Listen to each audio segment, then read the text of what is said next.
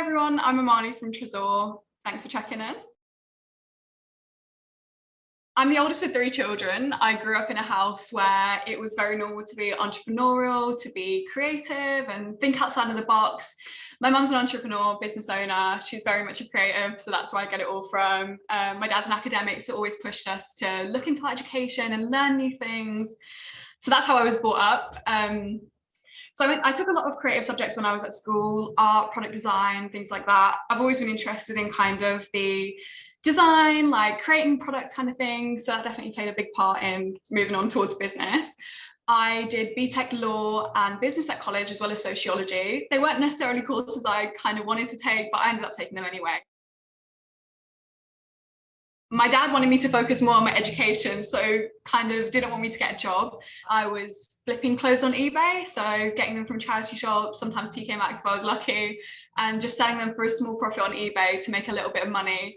So that was my solution to that. I wanted to make money, but I wasn't really allowed to get a job. So I stayed focused on college and I kind of did this on the side. So from the reselling, I managed to scrape together around £200-ish savings. So I wanted to put that into my business, but it wasn't enough.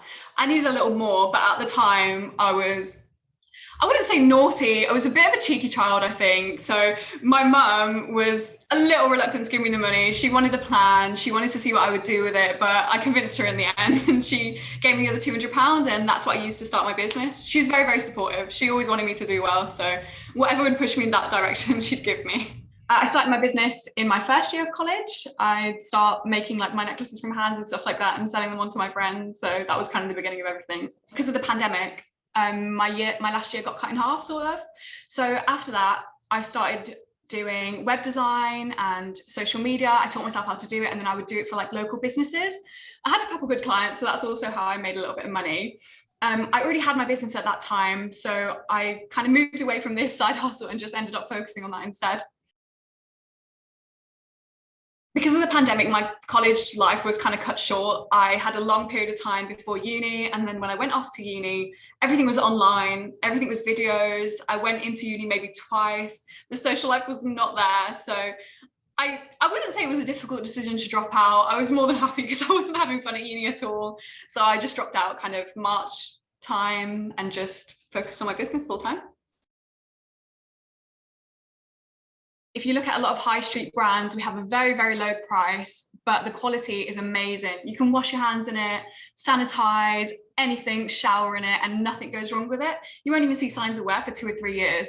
I definitely wanted to bring high-end quality jewelry to a market of younger people who can't necessarily afford real gold and want to wear lots of jewelry because it's fashionable, it's nice, it's something that people want to have but couldn't really afford before. So that's definitely something that I wanted to change.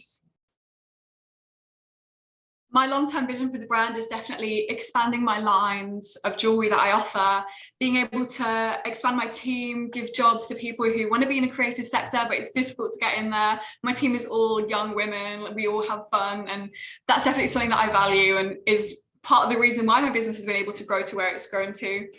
I'd also like to kind of get into retail. That would be fun, maybe to have my jewelry in shops. That would be cool.